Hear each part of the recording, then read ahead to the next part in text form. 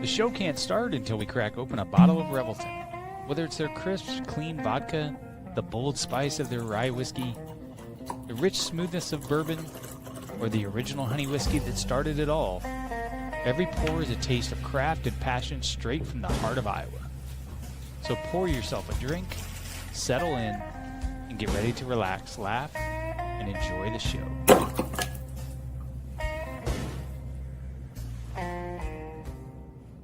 Hey, it's Andrew Downs. I'm proud to support Three Beards Media, and I would love to work with you. If you need merchandise for your company, organization, band, softball team, whatever, I can help. From name brand apparel to promotional items, large orders or small, online stores, and more, I can help your brand stand out. AKC Marketing is local, based in Johnston, and we are an employee-owned business, so our costs are low and our turnaround times are fast. But most importantly, we give you personal service to make sure you get exactly what you're looking for. Email me at andrew@akcmarketing.com or find me on social media, and let's make some cool stuff together. Now sit back and enjoy this Three Beards Media podcast.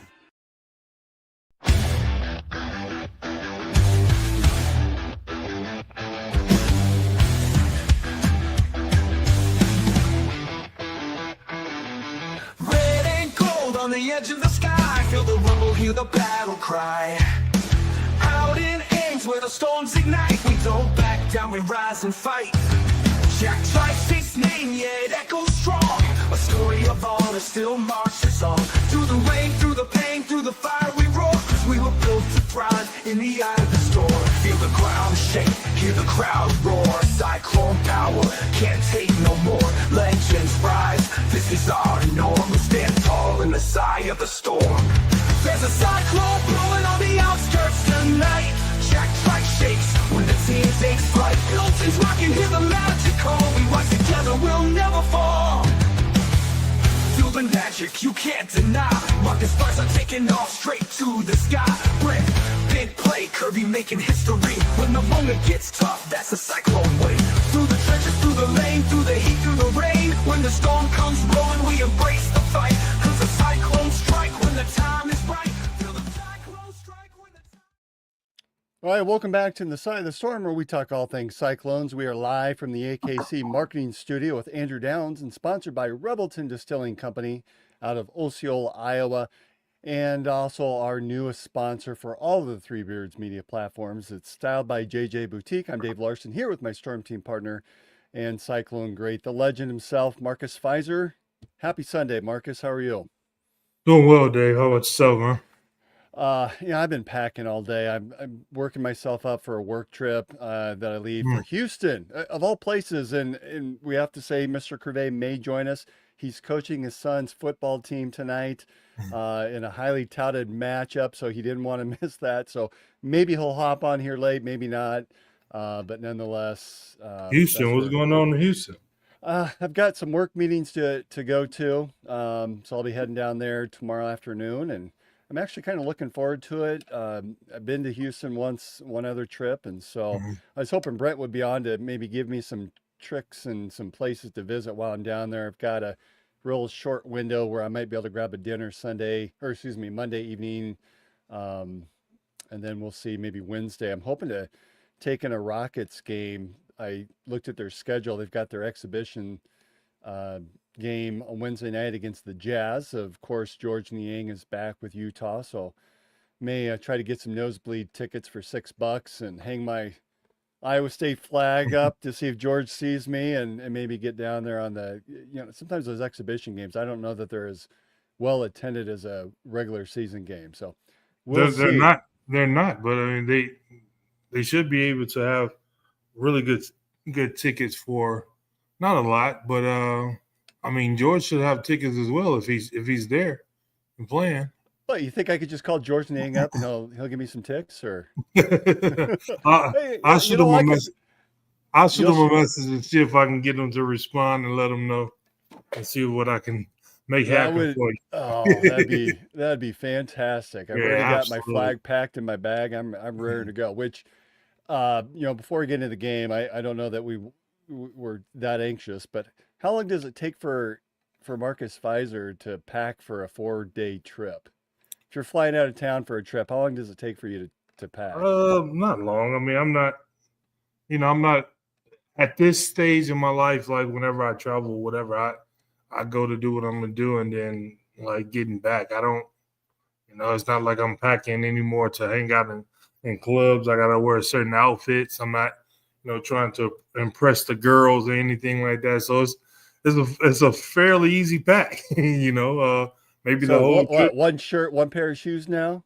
I know. I mean, it depends on how many days or so, but I always tend to overpack wherever I'm going because, I don't do a lot of things, especially when I go back home to my parents' place. I had one of my cousins tell me last time, man, you at home this time, like you can't be up to your mama house just laying down and just resting all the whole time. I said, watch me, because I'm not doing hardly anything. So Well, she it's doesn't hard to have you say. working and painting and hanging up things and just sort of Marcus Nah, nah, to-do lists for you. that's what the little brothers are for. I done Oh, paid my dues for that. that's awesome. Yeah, so I'm heading down to Houston tomorrow. I'll be back super late Thursday night. I think Oh yeah. literally the flight comes in about 10:30. So by the time I get Oh, in the car and that's get it. home, probably won't be until 11:30. But who knows how that trip's going to go with the government shut down, and I'm sure the TSA agents are anxious to help out passengers when they're not being paid for the time being, which totally Right. sucks for them. Oh, Yeah, we've been seeing some things on the news here at what is it called now? Harry Reid. People still say hmm McCarran, but Harry Reid Airport, a lot of the TSA, which is understandably so. But we appreciate them for whatever they can help with, and you just try to make it as easy as possible for yourself as well. well, should we get to the inevitable? Cyclones lose one to Houston. Really Yeah, started out ugly. We're texting each other back and forth, going, is the pain going to end? And we had to come back in the second half, really towards yeah, the end of the half. That second quarter, it was ugly. I mean, down at one point 31-7. It felt like we could move the ball. We just couldn't capitalize defensively. Missing those two defensive backs, John Tez Williams and Jeremiah Cooper, really has been hurting and did hurt that game. The lack of ability to kick a field goal, another crushing blow. Chase Smith in the second quarter did attempt a 35-yarder, push it wide right. Now, I felt like he kicked it solid, hmm and his just field goal missed. or his extra point kicks were solid. He just flat out missed that 35-yarder. We've got to be able to kick the ball if we're going to see any success the remainder of this year.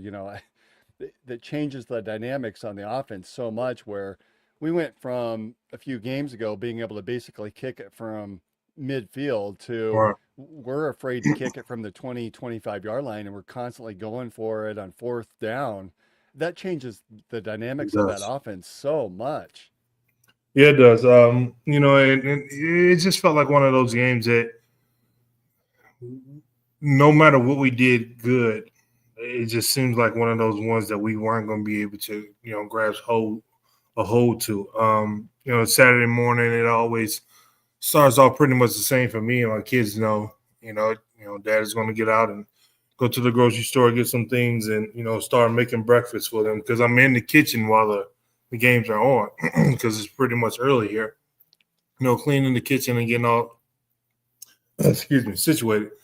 But last Saturday it was a little off because I'm focusing most of the time I can focus on the game. We're ahead or whatever, or you hear the crowd roar and you pay attention to see what's going on. And we text, man, pretty much the whole time I'm laying across the island on the phone texting, looking directly at the TV, trying to wheel some get plays in and things like that. But it just never seemed to happen, enough to get the victory. And you take your hats off to Cincinnati. They played extremely hard. We knew they were going to play hard. We spoke before on the pod about how that was a game that we kind of feared, and playing a top 15 team, they came out wanting it a little bit better than we did. When was the last time, and I'm sure there's someone listening or watching When was the last time that a school rushed the field against us at the end of the game Mm, because they beat the Cyclones? I can't say that I've seen that happen in quite some time, which probably tells you a lot about yeah. the respect that others in the Big 12 now have for Iowa State when we come to their place. Yeah, that's big time. And for us to consistently, be a program that's in the top 20 as of late, top 15 as much as, in the low, in the high, single digits in the rankings in the last couple of years, that says a lot for the coaching staff and the program and, from the top to bottom. So you definitely don't want to see the storming of the field, for multiple reasons. Guys get injured and all that different crazy stuff. But if they're storming the field against you, then you probably lost. So you don't want to see that happening either. But it's an early loss for us. Hopefully, we can focus on the things. Again, Cincinnati is not a slouch. They came out and played extremely well. It wasn't a terrible game. We couldn't get the stops that we needed with our guys that we have out. Guys are banged up and everything like that. So hopefully we can get some rest this week and capitalize on the next game. Well, you're right. When we had talked and Brent and I went through sort of a win-loss record for the season, and this was the game that I had circled that I had some concerns with going out there. Their rushing attack, which they had over 200 yards rushing. Sorgi is a talented quarterback, can sling it or run it. Smart, heady player, and sure enough, it ended up being that way, and ended up being the L. You know, we've got a lot of things going against us, and that was really before we, at the beginning of the year, before we knew that we would lose not one but two kickers, not one but two all Big 12 caliber cornerbacks. I mean, that has a big effect on your total offense and on your defense on that back end. And then when Cincinnati's just been able to do what they want, they had long passing plays. They had that 82 yarder in the fourth quarter. They just hit a lot of holes. We're going up against Tyson Veit, who former coach on the defensive side for Iowa State. He's now the defensive coordinator for Cincinnati. It felt like he's trying to do some of the similar things. I looked at as we were running in the ball, and Sama was hitting some holes, and Carson Hansen, before he went out with a concussion, it felt like we were going up against our own defense. And some of the message boards, Cincinnati fans have been frustrated with how far back their defensive backs play after the receivers, much some of the same complaints that we've been having over the years. That when I say we, Cyclone Nation, and some of the message boards that we see too. So it felt like it was just us playing ourselves. Yeah. And Cincinnati, they came out and we didn't have an answer for much of that game. Now, granted, we got that that late touchdown with no time left in the second quarter before halftime, and then had the 2-point conversion, which was huge, and then had the ball coming back in the second half, which I thought, okay, we've got a chance. It just felt like we were coming from behind, and that takes a lot of energy to try to have to come back from, and puts a lot of pressure on it, which I give it to the Cyclones. They almost did. Cincinnati left that door open, and we did have a chance towards the end. It was the little things. Yeah. Coach Campbell talks about winning in the margins. We did not win in the margins. You look at the penalties. There were something like 20, 21 penalties between both teams, and that was one thing that just, you can understand getting a penalty here and there, but our penalties seemed to come at times where it just debilitated us, whether it was a defensive penalty or an offensive penalty where you had a chance to get a first down, and now we're backed up and it's second or third and long. Yeah, Rocco is great enough to. It's so great that he's going to make big plays and keep us in it. We understand that our kicking game is injured, for lack of better words, right now, to where even the times where he does put us in positions to where, okay, maybe we can get 3 on the board, or 6 on the board, or 9 on the board. Now, we're missing those opportunities. And then, on the defensive side, losing the 2 DBs and, having younger guys or new guys that's coming in that necessarily aren't the starters trying to make up for that. Those are big gaping holes that we didn't expect.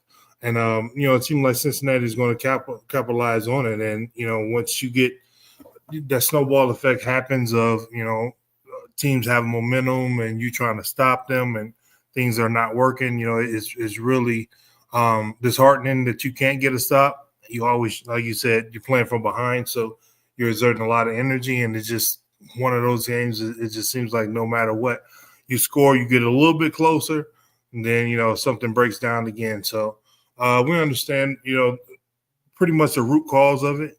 Don't like it, but it's just the nature of the beast of the game. Well, and the irony is we won the time of possession.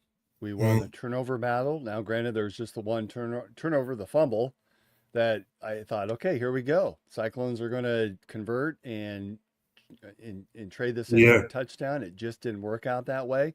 Usually, if you win those two metrics, you win the game. If you had told me we would have won those two metrics, Rocco throws for over 300 yards, 2 touchdowns. Sama rushes for close to 100 yards.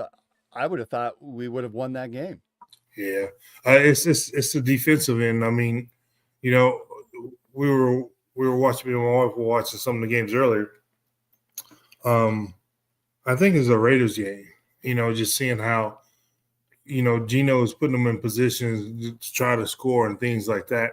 But I mean, if you can't stop, the opposing team and they're just racking up the points, then you're trying to play from behind.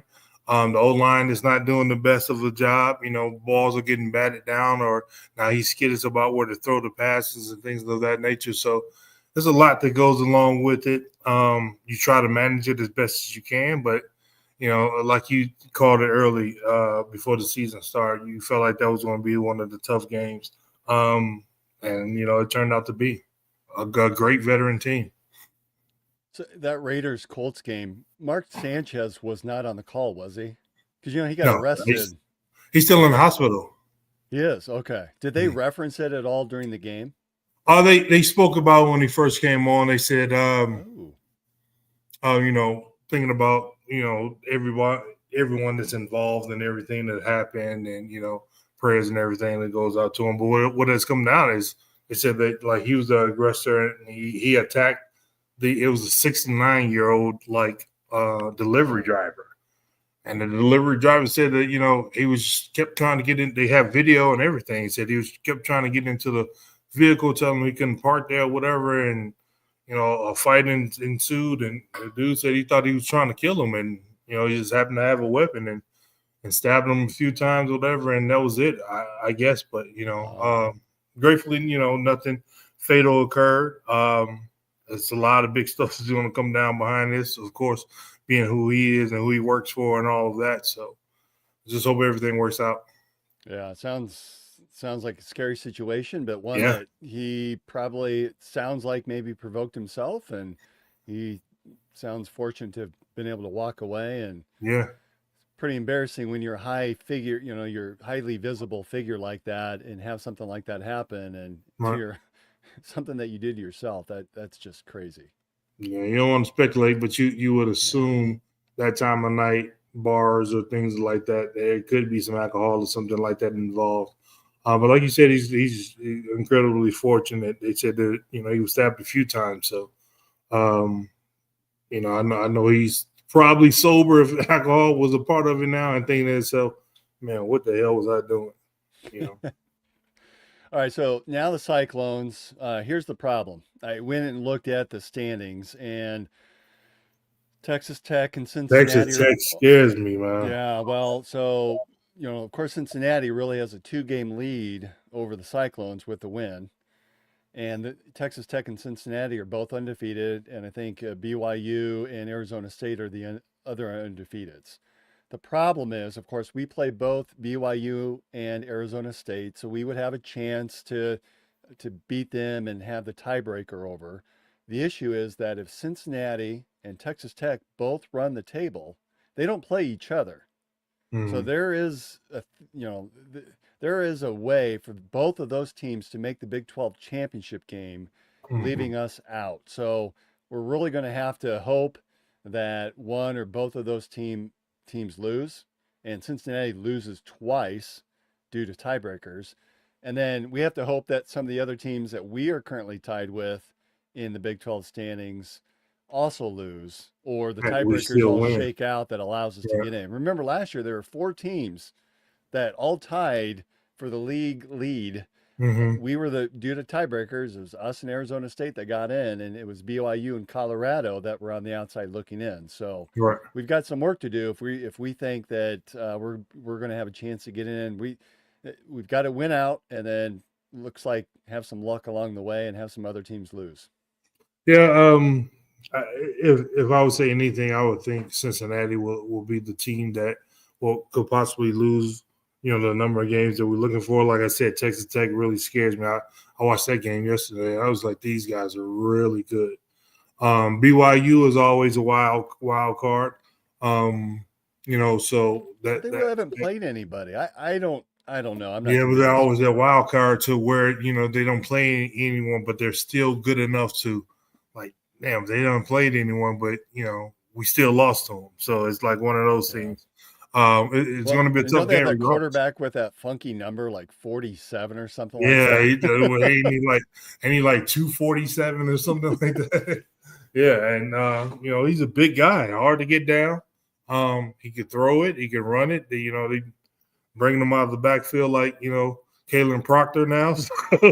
So All right, you never know what's going on. you guys texted that. I wish I would have seen it. What? Tell me more. You said Taylor. It sounded like Proctor got a chance. Of course, a week ago we saw him take that pass. A week ago he caught a pass. Yesterday they handed it to him out of the backfield, and he rushed like he was down in the stands and everything. How far did he get? Probably about 2 yards or so, whatever. I mean, because he don't know how to hit the gap like he possibly should or whatever. And we know the kid is athletic, but he just, once he hit the back of the O-line and all that, he was just falling on guys and just pushing, So I guess he had a good time. They spun him around and everything, and the guys was hitting at the ball. But he got a couple yards. Wow, I wish I would have seen that one. So it sounds like he basically pulled a refrigerator Perry from back in the day, huh? Not quite. Like the refrigerator Perry knew how to hit the hole and knew where he was going. I can see him possibly doing that and being that one day. Like if they hone it, they don't necessarily do it like that anymore or whatever. But he can definitely be that type of player if they wanted him to. But at this level, they're not going to experiment with it too much. And I bet he's probably 350. Yeah, he's a big guy. They say he's 348, like 6'7", 348. To be able to have soft enough hands that you can trust to catch the ball Mm-hmm. and to be able to run with it, that's pretty remarkable to be that big and to have that skill set. Well, it's kind of like Shaq. Like Shaq was, they had Shaq at 315, 320. Shaq was every bit of 350 plus. I mean, I'm talking about prime Shaq. After some years and got older, of course he is pushing 4 bills and above. But he was really, really way more athletic than what it seemed. His hands and everything like that, but you would never necessarily think that. And Kalen the same way. All right, so I looked at the schedule. Of course, we play this Saturday against Colorado, an ESPN game at 2:30. So we're going to have a lot of eyes on this game, and I'm sure it helps having Deion Sanders as the head coach of the Buffaloes. It helps having Iowa State at that time when the game was announced was 14 potential to move up into top 10. Of course, we've dropped back to number 22 in this week's poll. So 2:30 kickoff against Colorado. Colorado 2-4 coming into this game, 0-3 in the Big 12. They look pretty good. Offensively, they're up and down. They've got Salter now. I think that they're focusing on him as being the lead quarterback, but they played 3 different quarterbacks this year. Mm-hmm. And Salter was the transfer from Liberty. That they were up 14-0 against TCU before they just fell apart and lost. That TCU quarterback, Josh Hoover, is really talented. He had like 4 touchdown passes and rushed for another one. So really talented team, TCU. Colorado. So we had our block party this weekend. So we're all sitting there in front of the TV, and I projected the 4 quad box up on the garage. Mhm. So it was like having a big screen TV, and they looked pretty good for a while, Colorado, before they fell apart. What are your thoughts? I mean, I've never, and I think I shared this, and Brent has too, going into a high altitude environment, and you remember as a player, Right. right, going into Denver, it's just, it does something to you physically. What's that adjustment like for these players to go into altitude? How long does it take? Do you go in early, or do you just try to show up in time for the game and get out and play before the adjustment occurs? What's your take on playing at that Well, altitude? well, we played in Boulder too. Because Colorado was in the Big 12 back when I Hmm. was in Oh, school. okay. So I mean, we will always go typically a day and a half early in some place, but Colorado we went maybe 2 days before. The first day was a hard practice, just running practice, just mainly getting out and run. Not even no X and O's things. Just I'm talking about lungs burning, just getting out, 5-man weave, up and down, up and down. Not many stops, 7, 8, up and downs in a row. Not many stops, not stopping the ball, that type thing. So where it was like you almost felt like you had like a chest cold or something after that practice, and then you get food and you go back to the hotel, rest, get some sleep. The next day, it was more of a, kind of a mix, more on the X's and O's. Then the day before the game, it was more of just a walkthrough, type thing, getting shots up or whatever. And then, hope for the best or whatever uh, you put out there on the floor. In terms of the NBA, you was in the night before, and whatever you get is what you're gonna get. At that level, they want you to be in enough shape to where it shouldn't matter anyways. But you always were affected by it, and anyone who said that they wasn't, they must have had like some kind of oxygen tanks for lungs or something, because it does affect you for sure.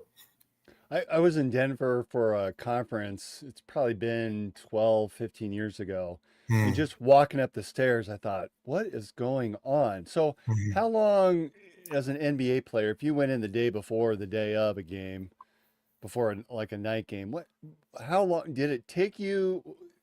6 hours to adjust, a day? I mean, you're a top-notch athlete. So what was your adjustment like at that level versus college Well, kids and like your linemen? How long right. is it going to take for them to adjust?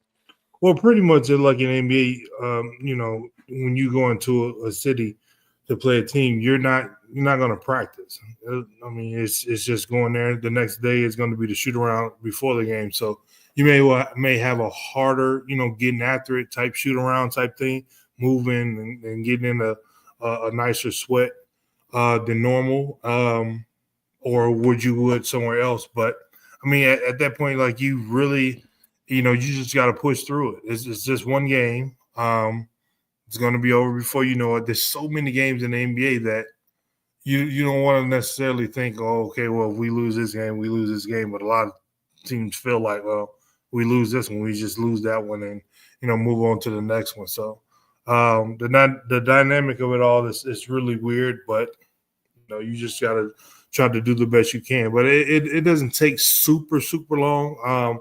If you was there, 3 or 4 days or something like that, then you'll be acclimated to it. But that initial is really hard.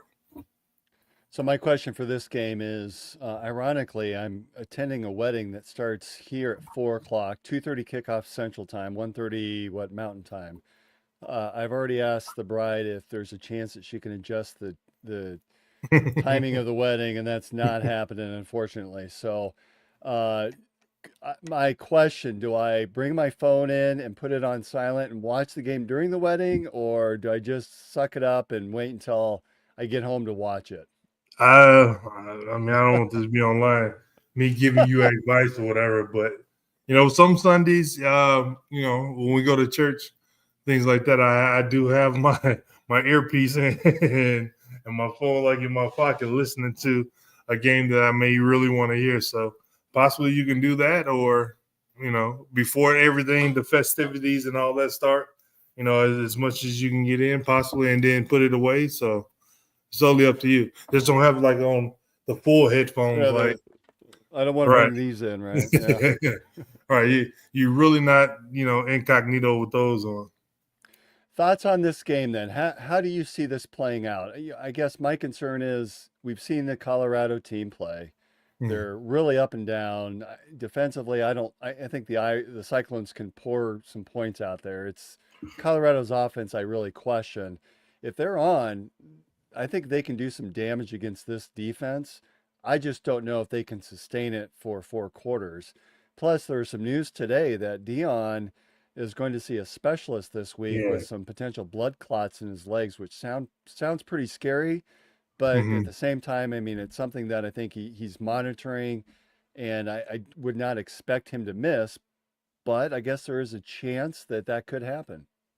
Yeah, I saw that earlier, and he said that it kind of feels like, that's what's going on. So he's definitely been monitoring that. I also saw that when you have that type surgery that he has, one of the things that commonly happen is you tend to have like blood clots and things of that nature. So, we'll see. We know, the kind of guy he is, his whole demeanor, and they will probably pretty much have to lock him in the hospitals to stop him from being there. But I think our program at this point is better. I think definitely Rocco, we have the best quarterback of the 2 programs. So I think he's gonna go out and be able to pick this team apart. We can get out early and put some big points up and be stronger than them on defense. Knock a little will out of them. Then maybe we won't have to worry about going the whole 4 quarters and worry about the end of the game. So I think we're definitely going to get the win. It's going to be hard in the beginning because of everything with altitude, but it should be a dub. All right, we'll come back and talk a little bit more about Colorado on the other side. Let's take a quick break and hear from our sponsors. Making great tasting bourbon requires the perfect combination of ingredients, conditions, and time. The longer it rests, the better it tastes. Revelton Distillery's new single barrel bourbon is made from 80% corn, sourced 100% from Iowa farmers. And unlike mass-produced bourbons, each barrel of Revelton's single barrel bourbon is unique, proofed on when it tastes best. As they like to say, it'll be ready when it's ready. And to ensure the highest standards of quality and flavor, owners Rob and Christy Taylor oversee the production and bottling. Every single barrel. Iowa born, Iowa aged, Iowa bottled. Try the new single barrel bourbon from Iowa's own Revelton Distillery. ReveltonDistillery.com.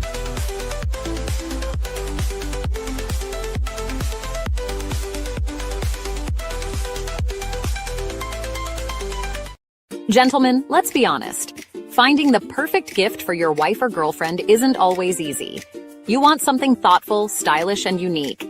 And that's exactly what you'll find at Styled by JJ Boutique. Julia Bradshaw and her team strive to be your go-to boutique for casual, boho, and chic clothing and accessories, helping women elevate their style one piece at a time. Located right here in Johnston, Iowa, Styled by JJ brings trendy, high-quality fashion that boosts confidence without breaking the bank. So, if you're looking for a gift that says, I get you, instead of I tried, head to Styled by JJ Boutique. Because nothing makes her smile like feeling beautiful. Styled by JJ Boutique, where style meets confidence. Visit our Johnston location or shop online at styledbyjjboutique.com. Whether you're fueling up for a big game day bash, Tailgating this weekend. Yeah, what can I get Big you? one.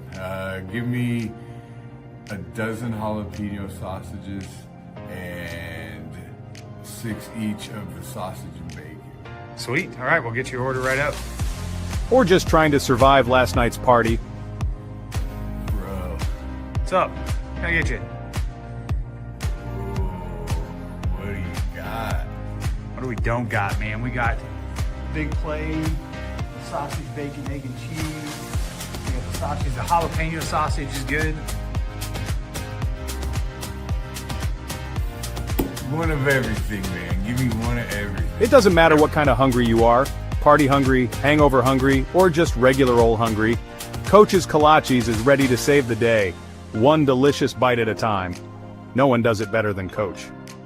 At Coach's Kolaches, it's all about the craft. Every kolache starts fresh, rolled by hand, packed with flavor, and stamped with a little extra love from Coach himself. No shortcuts, no substitutes, just real deal game-winning goodness. And if you're feeling a little sweet, we've got you covered there too, with hot, fresh cinnamon rolls and juicy made-from-scratch fruit kolaches that'll have you coming back for seconds and thirds. Swing by and taste the tradition at Coach's Kolaches, right off Hickman and 100th Street at 2700 100th Street in Urbandale, or call ahead at 515-802-6200. Whatever the game plan, start it with Coach's Kolaches. All right, we are back to In the Side of the Storm. That's right, Urbandale. Hey, are you coming back soon? Because we've kind of flirted with the idea of you coming back in, doing a live pod, and this week would be great because I actually am, I've got an anniversary coming up. So I'm probably going to go to Coach's Kolaches Saturday morning, and I may end up at Style by JJ's Boutique to do a little shopping. Oh, well. Huh? No, We can stop down to Revelton. I don't think this weekend would necessarily work. So Yeah. we'll have to see. All right, so Colorado. Why do we win this game? And let me give you some thoughts. So, a lot of times, as the saying goes, that your biggest improvement is between week 1 and week 2. If we want to think about this last game against Cincinnati is really week 1 without your top 2 defensive backs. Week 2, which is now against Colorado, we may see a lot of improvement with that defensive backfield just because now that John Heacock has sort of seen these kids in game action, the guys themselves have seen the different speeds that are out there and what to expect. Can we expect a little bit of a reset here where we see, similar to early in the year, that change in game 1 and game 2, where we see that difference in that defense now that we go up with this new crew against Colorado? Hopefully. I think the Cincinnati team was a little too athletic. Cincinnati basketball, football, whatever it is, they always get crazy athletes. And I think their athletes were a lot better than the athletes that Colorado currently have. We made some good adjustments throughout to keep it close. End up faltering by 8 points. So it wasn't too bad. It wasn't like it was early on, but I'm sure a lot of film, a lot of studying of what went wrong, a lot of game prepping for, what Colorado has, and I think we're gonna, bounce back from it. All right. Well, one thing we do need is a kicker, though. And I hope that Chase Smith has an opportunity this week to really come out and solid. I felt bad that he missed that 35-yarder, and it felt like I hope we're not impeding on his progress as a kicker. And, that could be a little bit demoralizing where you miss that kick and you don't have a chance to come in and fix it, right? And to be able to show your team, hey, I can be there for you. That I hope he has a good week in practice and he has that opportunity. And you know how altitude does with balls of any type. I mean, maybe he comes in and has a good week of practice and we see a different Chase Smith against Colorado. Yeah, I mean, backing up what he had to back up, that's already pressure enough. After seeing, them there 70-yarder go in and like, okay, so now this guy's hurt. I got to come in and follow this up. That's a lot of pressure. But, like you said, hopefully he had a good week in practice. Practice really, builds your confidence, reps, things of that nature.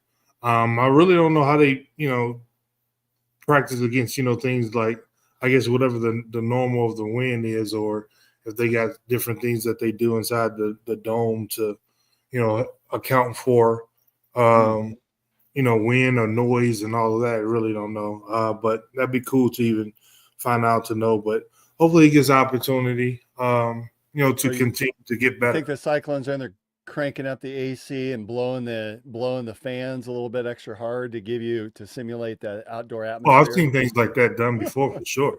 Well, Yeah, and pumping music into the arena, hear just that. loud noise, and Coach Stacy used to do that all the time.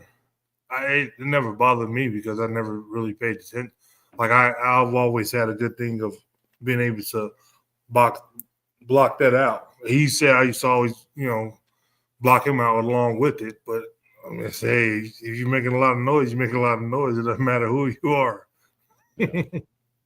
All right, I'm going to shift gears. I'm going to ask you a couple questions, Marcus. Not related necessarily. This is some different questions. So, do you know who Kara Goucher is? No.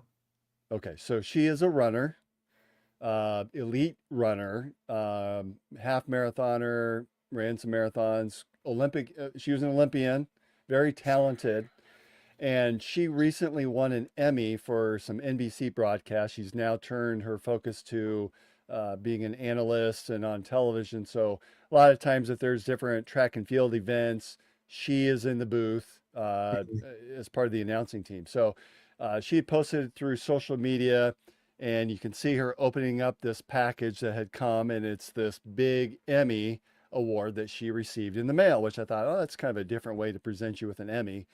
Is there an award or a recognition that you would really love to win?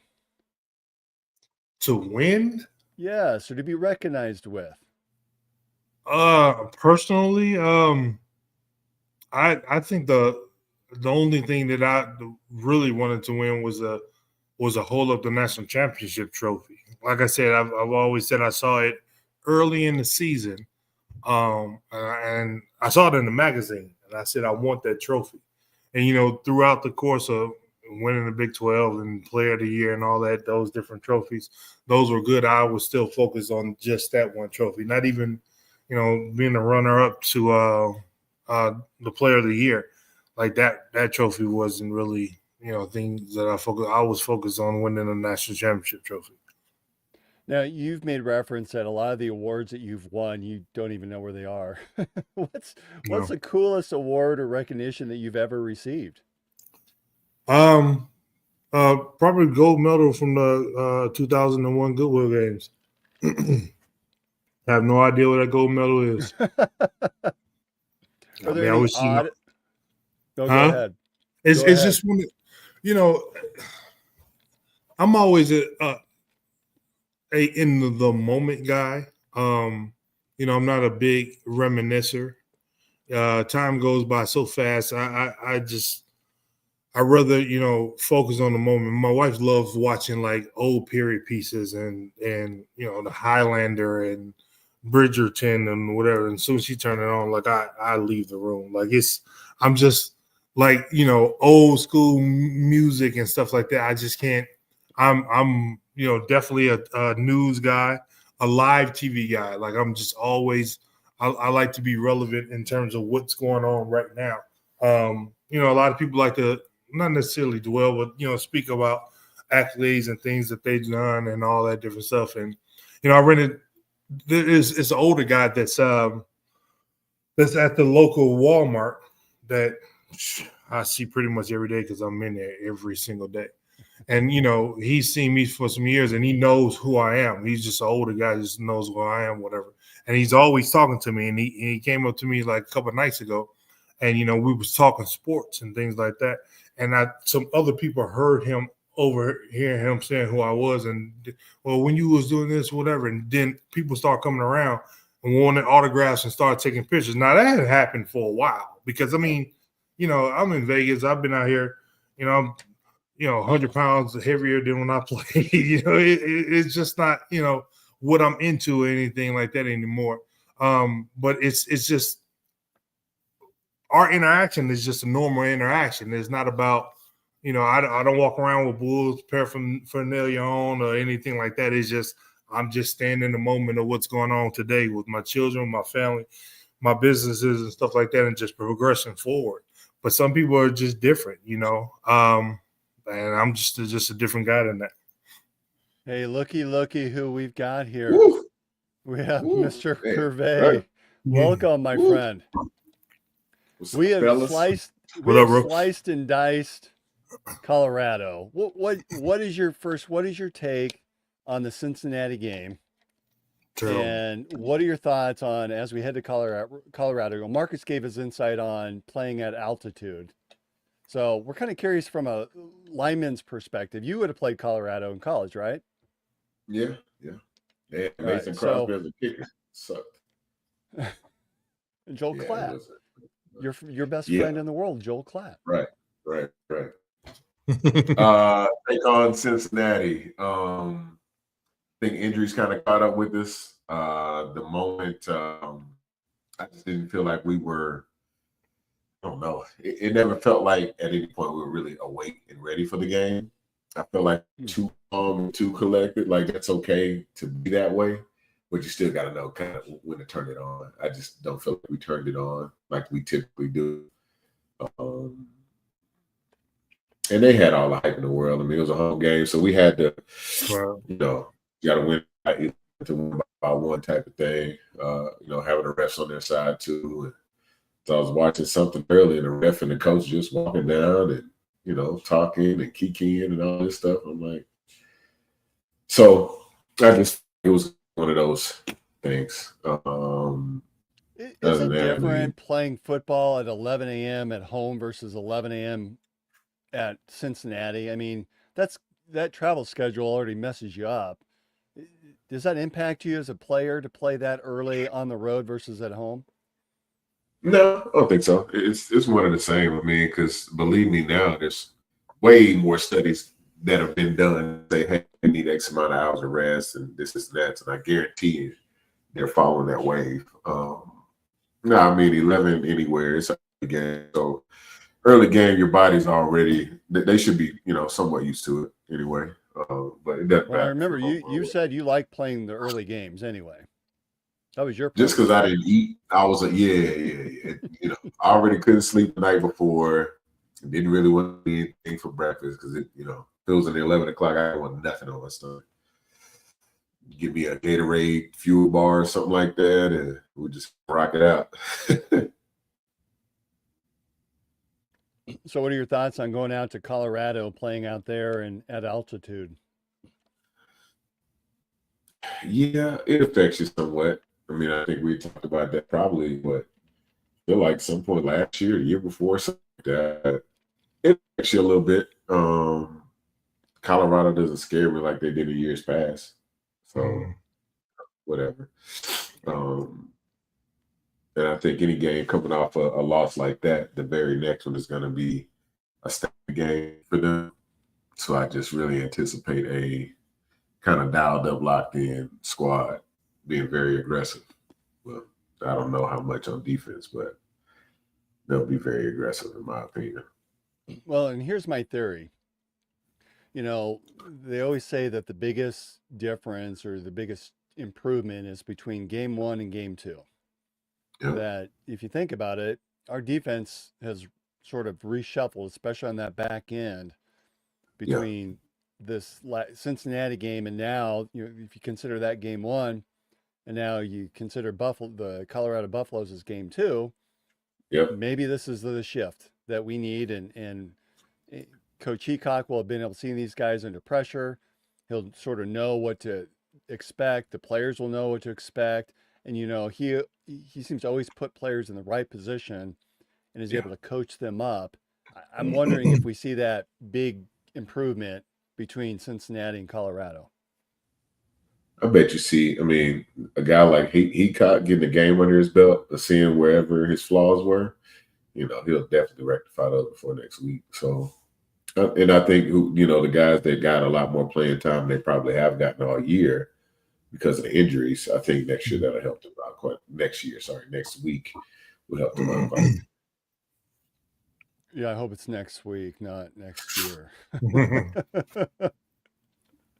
You guys find it interesting that Texas and Penn State, that were pretty much the consensus 1-2 in the polls, are no longer even in the top 25? That's crazy. Wow. I mean, Texas fell all the way out. I thought I read that somewhere that they did. Yeah, I mean, I don't see them or Penn State in the poll. yeah, there was too much hype around Texas to start just because of Arch. And I mean, now, you know, it doesn't take much, man. The SEC is way, way too competitive because you're talking about guys that are knocking on the NFL's door. So, Archie's not used to throwing in windows against those guys. You know what I'm saying? Because that window closes really quick, way more athletic. So all of that running around you thought you could do is over with because it's probably a 220-pound DN that's bench pressing your 350-pound lineman and that can run a 4.5. So you ain't going nowhere. Like, so where they come from? Right. They're like bees. Well, and we sort of, we talked about that with Mark Gronowski when we've seen a couple of his games for the University of Iowa. He doesn't want to throw in those tight windows that Rocco's used to it. And I tell you what, I'd much rather have Rocco back than I would Arch Manning at this point. I mean, the difference is night and day. Yeah, absolutely. Yeah. They didn't allow the kid to play until being whatever. His last name is Manning and all of that. So I've been hearing about him since high school, and it seems like it's been 12 years almost how long they've been talking about him. But again, like now he's a junior, right? Isn't he a junior? Sophomore? Red shirt sophomore? Did he red shirt? I didn't know he red shirt. I think he did. Those new rules, you can play up to 4 games and still retain that red shirt. So I think you're right, Brent. Okay, so, but he's been around long enough, to have learned some things, and he played behind yours the last couple of years. But now when you have the spotlight on you, University of Texas, that conference, kill or be killed. Well, Marcus, you were talking before we jumped on too that you sort of saw the writing when Arch came in, and he was not. Ewers is still the quarterback, right? He was still QB1. Right, and that was big to me. I mean, maybe his freshman year, but even what year did he redshirt? Because of maybe we put him on the shelf still for another year to be able to set him back whatever a little time. But I mean, if he's that, you have 5 stars. What they had him at 7, 8 star. He was, they just. I mean, I was, and I saw him a couple of times. The last couple of years, and I was like,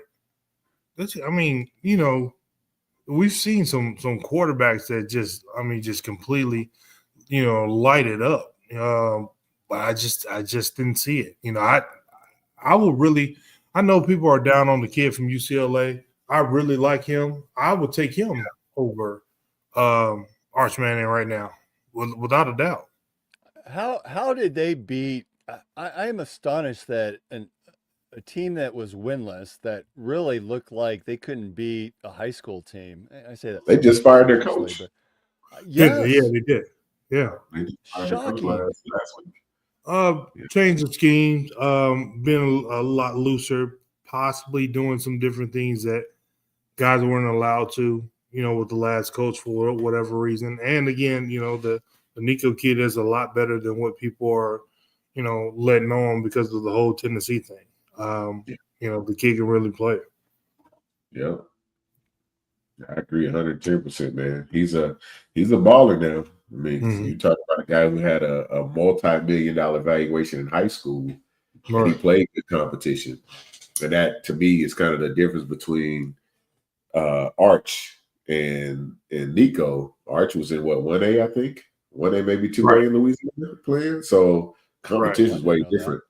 When you're a 5-star guy playing against, maybe a guy that's your size, it's a hell of a and I'm from Louisiana, from a 1A high school, to where knowing, ultimately, I was a pro or going to be a pro, so my skill level was different than a lot of different high school players. But everybody in single A that we played, we was destroying. But when we played like 4 or 5 A schools, we would lose those games possibly close, but I would have to, do because, I'm starting. I'm 6'8". I'm the starting center. Your 3, 4, and 5 is 6'8", 6. Like everywhere you turn is that. So it's a different level. And once you get to the next position, you either gonna figure it out, where I got Clay Edwards and Tony Rampton blocking my shot every jump hook I try to throw, and now I got to figure this out, or you don't. Yeah. You needed Brent Curvey as your point guard. You would have gotten the ball a lot. Boy, what? It wasn't getting the ball was the problem. Just a higher level, being such a young kid coming in and just trying to figure it out. Yeah.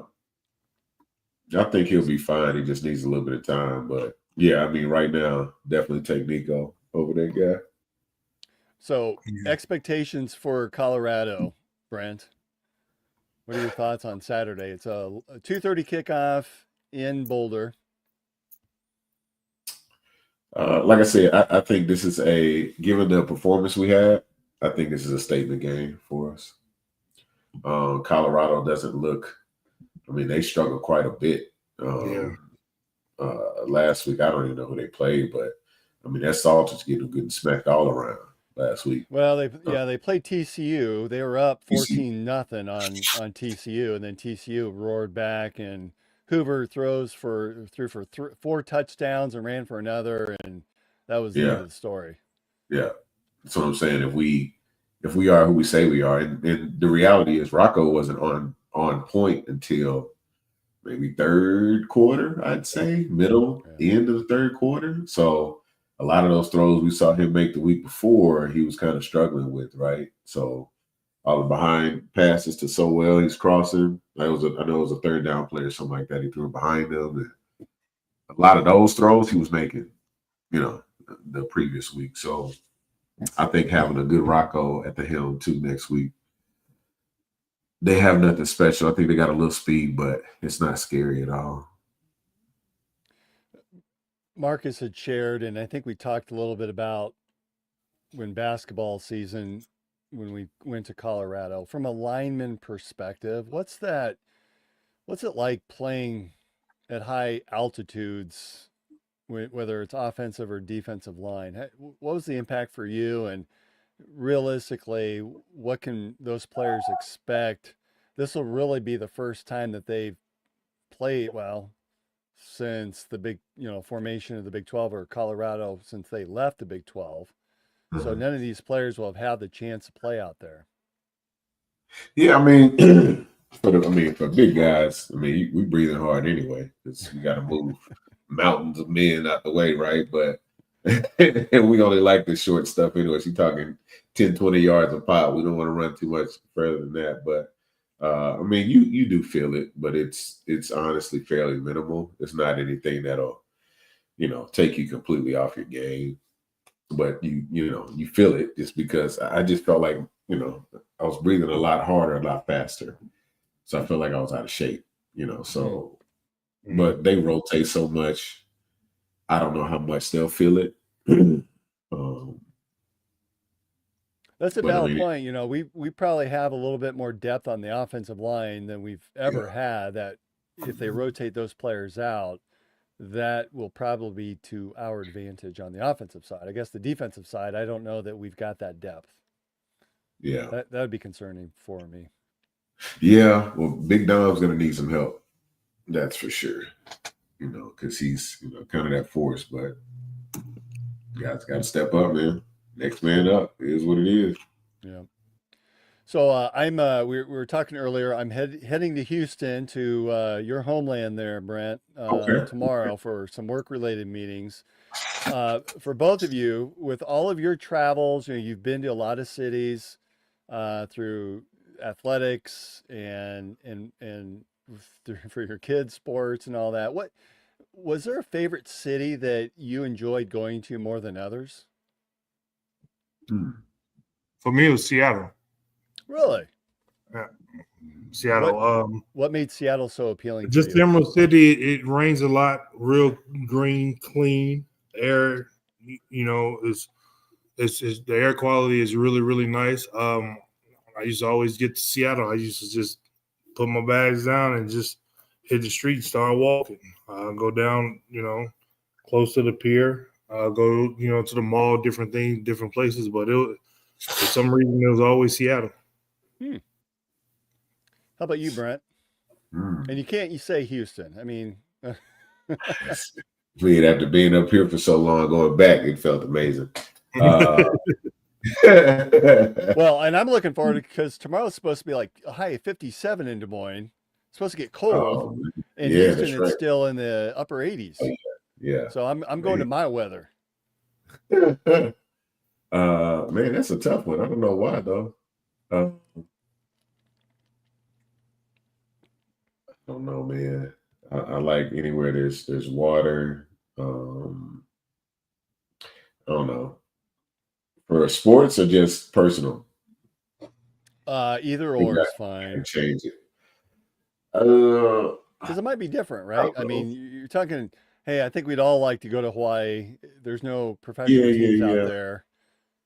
And we've not, that I'm aware of. Brent, you may have played. Was there any tournaments out there that you may have played preseason? No.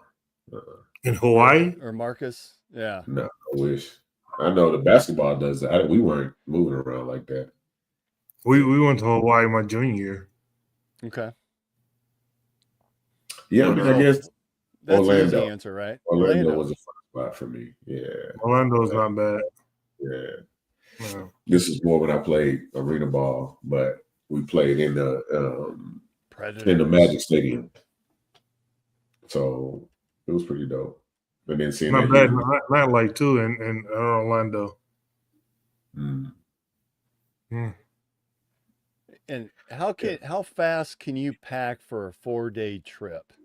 We had a saying. He was 15 Marcus said he no longer has to worry about dressing differently for the clubs and going out and all that. So the dynamics have changed. But how long would it take for you to pack for a 4-day work trip? So you're going down for a conference about, I don't know, restaurant 101 or the next great kolache and how to, I don't know. 15 minutes, man. It don't take really? It won't real for quick. 4 days? 15 minutes, 4 days. And the reality is if you are going to some sort of conference, you need probably 3 quick outfits to sit in, business casual outfits to sit in those meetings. That's real quick. And then you got 3 or 4 pairs of shorts, socks, drawers, and we out of there. That's it. That's right. You just keep the short shirt on and change it into shorts. It's easy. That's easy. I think my complication, I've got to pack a pair of running shoes. And that's where, like Marcus, your feet are bigger than mine. I got size 14, so it's not like I can load up on a bunch of shoes. I've got to be very strategic about what I bring, how I pack. Yeah. I mean, I put the shoes in your backpack. I just always, I always carry always check a bag in because no matter where I go, I'm taking my pistol with me. We just live in the time of where we living in nowadays. I'm taking my pistol with me so I could check it up under the plane. So I'm always gonna have a bigger bag, a couple pair of shoes, a couple outfits, and just go from there. If I have on a book bag, it may have my laptop and stuff in it. Other than that, like I said, I'm not going for a long time or anything like that. If it's something that I need, then I'll buy there. If it's something I can't find, I probably don't need it. As simple as that. If I'm going to my parents' house, I still got a room at my mom and dad's house, so all my stuff is still there, TV and bed and all that, so I don't have to worry about any of that. So, it just is what it is. See, that's the thing to do is to have wherever you're going, already have clothes there, so you just jump on a plane and everything's waiting for you. Yeah, I was looking for a couple pair of my Jordans that I was like, where? And I called my brother, and he was like, yeah, man, them shoes right on the end of the bed. And, he hasn't touched them yet, huh? I just left them down there. I forget why I left them down there. For whatever reason, trophies, probably. My mom got them somewhere in the living room. All right, guys, we're gonna wrap it up.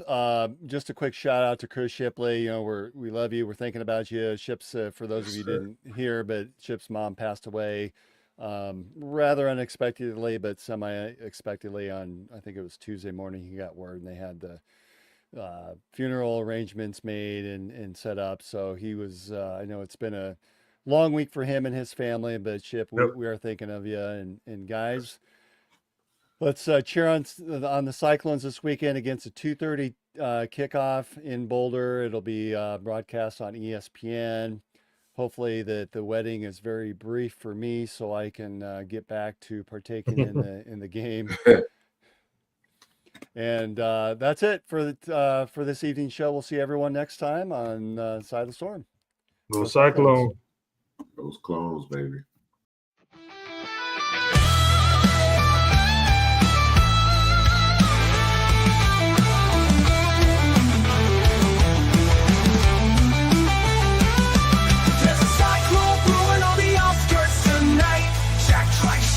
When the scene takes flight, Hilton's rocking, hear the magic call. We rise together, we'll never fall. There's a cyclone brewing on the outskirts tonight. Jack Trice shakes when the team takes flight. Hilton's rocking, hear the magic call.